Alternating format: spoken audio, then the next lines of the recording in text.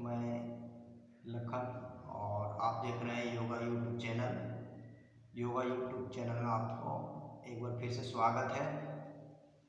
और आज हम योगा का प्राणायाम के बारे में बताने जा रहा हूँ, जो कि हमारे शरीर के लिए काफ़ी फायदे होता है और हमारे मस्तिष्क और हमारे शरीर के अंदर जितने भी नस वगैरह हैं, इन नसों के लिए काफ़ी फायदेमंद होता है।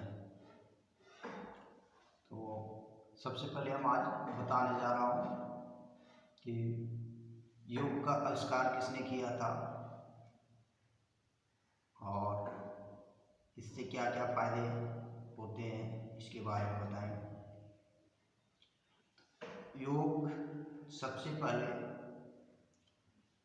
पुराने ज़माने में बहुत ही पहले, जो कि हमारे ऋषि मुनियों ने करते आ रहा था, अब उसको सही तरीके से और क्रमबद्ध एक प्रोसीजर तैयार करने के लिए योग का गुरु महर्ष पतंजलि, जो कि बहुत ही प्रचलित हैं, उन्होंने इस योग को एक सूत्रधार यानी कि सही प्रोसीजर और इसको 8 भागों में वर्णन किया है और 8 भागों में वर्णन किया है। तो उसी के नाम से हमारे भारत और पूरे विश्व में महर्ष पतंजलि के नाम से योग के आविष्कारक या योग गुरु माना जाता है। योग में 8 भाग है: आम, नियम, आसन, प्रत्याहार और धारणा, ध्यान, समाधि। ये 8 भाग हैं। तो हम आम नियम के बारे में बाद में बताएंगे। अभी फिलहाल आसन और प्राणायाम के बारे में ही बता रहा हूँ। उसके बाद धारणा, ध्यान, समाधि, प्रत्याहार, ये 8 होते हैं। इन 8 का प्रोसीजर बहुत ही अलग तरीके से है और अलग तरीके से उसका अनुकरण करने से हमारे शरीर के और हमारे मन की बहुत ही फायदेमंद होते हैं। आज हम आम, नियम, आसन, प्राणायाम, प्रत्याहार, धारणा, ध्यान, समाधि, इन सभी में से हम आज प्राणायाम के बारे में बताने जा रहा हूँ। प्राणायाम ये लैटिन वर्ड है जो 2 भागों से मिलकर बना, प्राण और आयाम। प्राण का अर्थ होता है हमारे जीवन और आयाम का अर्थ होता है विस्तार करना। यानी कि प्राणायाम वह विधि है, वह कला है जिसके माध्यम से हम अपने जीवन को विस्तार कर सकते हैं। यह हालांकि एक दिन संभव नहीं है, लेकिन हम लगातार अभ्यास करने से हम इसको 100% अपने जीवन में वृद्धि कर सकते हैं और हमारे मस्तिष्क में सुख, शांति और सुकून की जिंदगी या जीवन ला सकते हैं। प्राणायाम भी 9 प्रकार के होते हैं: अनुलोम विलोम प्राणायाम, उसके बाद सूर्यभेदी, चंद्रभेदी, भ्रामरी प्राणायाम, शीतली प्राणायाम, शीतकारी प्राणायाम, कपालभाति, भस्त्रिका प्राणायाम और प्लावन प्राणायाम है। और 9 प्रकार के होते हैं मुख्य रूप से।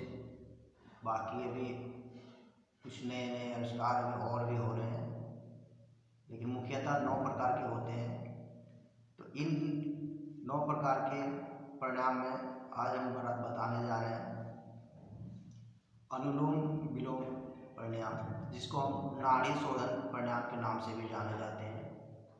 और महर्षि पतंजलि योग के अनुसार हमारे शरीर में 72,000 नाड़ियाँ हैं। 72,000 नाड़ियों में हमारे जो मुख्य हैं वह 7 नाड़ियाँ हैं। 7 नाड़ियों में से हम लोगों का जो 3 नाड़ियाँ होता है वो मुख्य होता है, ईड़ा, पिंगला और सुषुम्ना।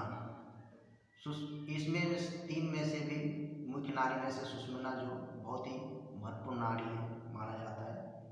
अब इन सभी के बारे में हम पीछे भी बताएंगे और हमारे शरीर के किस भाग पे कौन सी नाड़ी पाया जाता है और कौन सा नाड़ी कहाँ से लेकर कहाँ तक शरीर में है और उस नाड़ी पे कौन सा देवता का विस्थापन है या विराजमान है, इसके बारे में भी बताएंगे। हमारे शरीर के अंदर में भी बहुत ही देवी देवताओं की वास होता है जो नाड़ियों से लेकर हर एक भाग में उपस्थित होता है। इसके बारे में पीछे वीडियो बनाएंगे, उस समय विस्तार से बताएंगे। तो आज हम सबसे पहले प्राणायाम से स्टार्ट करते हैं, अनुलोम विलोम प्राणायाम। सबसे पहले सुखासन या सुखासन की तरीका है पंक्ति मारकर बैठ जाना। ये जो देख रहे हैं ये सुखासन कहलाता है। दोनों हाथ दोनों घुटनों के ऊपर और हथेली का रुख ऊपर की ओर होना चाहिए। हथेली है ये, हथेली का रुख ऊपर की ओर होना चाहिए और जो हमारे अंगूठा और तर्जनी का कोर है वह दोनों आपस में मिले हुए होना चाहिए इस तरह से, और रिलैक्स बैठ जाए, कोई जोर नहीं, कोई जबरदस्ती नहीं। और ध्यान रहे हमारे शरीर का जो पिछले का मेरुदंड है वह सीधा रहे। सीधा रहने से जब हम प्राणायाम करते हैं तो हमारे जो बाहर की वायु है, शुद्ध ऑक्सीजन, वह हमारे नाक के नासिका से होते हुए, कंठ से होते हुए हमारे हृदय में जाता है और हृदय वह ब्लड सर्कुलेशन के कारण ब्लड जो धमनी शिरा इस सब के बारे में पीछे बताएंगे, वो हमारे शिरा जो होते हैं वह शरीर के विभिन्न भागों तक पहुंचाने का काम करता है, जिससे हमारे आंतरिक ऊर्जा मिलती है। और आंतरिक ऊर्जा मिलने से हमारे शरीर में जो दिन भर थकान महसूस या फिर जो दिमागी डिप्रेशन होता है, वो सारी रोगों से छुटकारा मिलता है। इस जो हम अभी दोनों अंगूठा और पोर को मिलाए हुए हैं तर्जनी का, इसको हम ऐसे ही, ये एक प्रकार की मुद्रा होता है जो मुद्रा के बारे में बताएंगे। मुद्रा भी हमारे काफ़ी फायदेमंद होता है।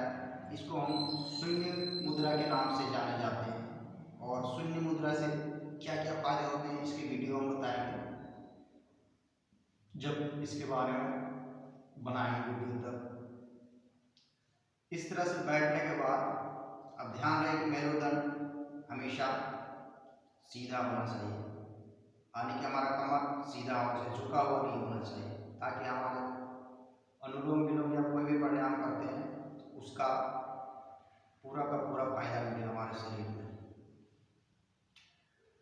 सबसे पहले हम अपने बाएं हाथ से और बाएं हाथ के बाएं अंगूठा से बाएं नासिका को बंद करते हैं और ध्यान रहे ये हमारे जो हाथ की उंगलियां हैं चार, वो ऊपर की ओर होना चाहिए। और दाहिने नासिका से हम श्वास को लेंगे। श्वास लेने की इसका तरीका है 1:4 और 2, यानी कि हम अपने मन में 1 2 3 4 4 या फिर शुरू में अगर हम 8 सेकंड तक हम श्वास को अंदर की ओर दाहिने नाक के छिद्र से इस तरह से लेंगे तो हमें पेट में वायु को हमें 16, इसका डबल, इसका ट्रिपल, यानी कि 8 1 4 2 4 के लिए हम 4 गुना हम फर्स्ट बार जितना हम लेंगे उसके 4 गुना पेट में रोक के रखेंगे और फिर उसके आधे, यानी कि उसके आधे के अनुसार हम छोड़ेंगे श्वास को, या धीरे धीरे, यानी कि एकाएक हम जब श्वास को अंदर की ओर लेते हैं तो उसको कुंभक बोला जाता है। कुंभक, उसके बाद कुंभक, ऋचक, पूरक, ये 3 प्रकार को बोला जाता है। पूरक, कुंभक जब हम पेट में हम अंदर की ओर सांस लेकर रोकते हैं तो उसको कुंभक बोला जाता है, और जब हम सांस को अंदर की ओर लेते हैं उसको पूरक बोला जाता है, और जब हम छोड़ते हैं तो योग की भाषा में ऋचक बोला जाता है।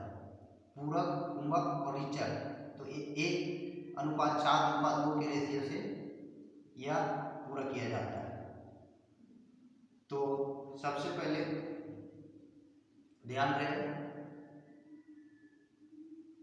बाएं नासिका को बंद करके बाएं अंगूठे से, और हम दाहिने नासिका के दाएं नाक से हम श्वास को धीरे धीरे अंदर की ओर लेना, और श्वास ऐसे लेंगे जिससे हमारे नाक की घर्षण ना हो। श्वास इतनी धीमी होना चाहिए कि श्वास की घर्षण ना हो।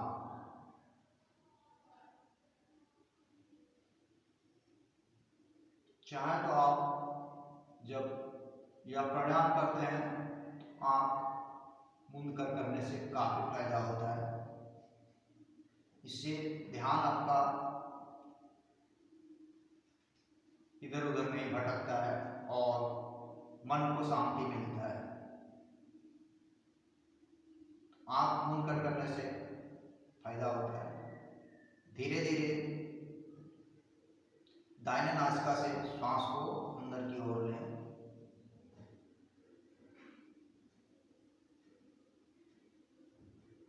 फिर बाएं हाथ के जो मिडिल फिंगर है, मिडिल फिंगर से दाहिने नासिका को बंद करके बाएं नासिका से धीरे धीरे, अगर हम दाहिने नासिका से 8 सेकंड तक श्वास लिए हैं तो हम 32 सेकंड तक हम कुंभक यानी कि पेट में श्वास को रोकें, और फिर 16 सेकंड तक हम बाएं नासिका से श्वास को धीरे धीरे बाहर छोड़ें।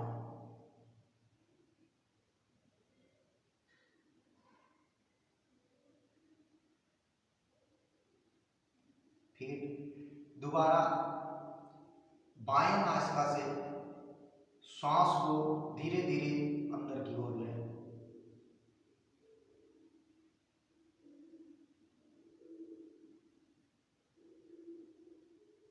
और श्वास को अंदर पेट में रोक कर रखें, और धीरे धीरे फिर सेम प्रोसेस में दाहिने नासिका से श्वास को धीरे धीरे बाहर की ओर छोड़ें।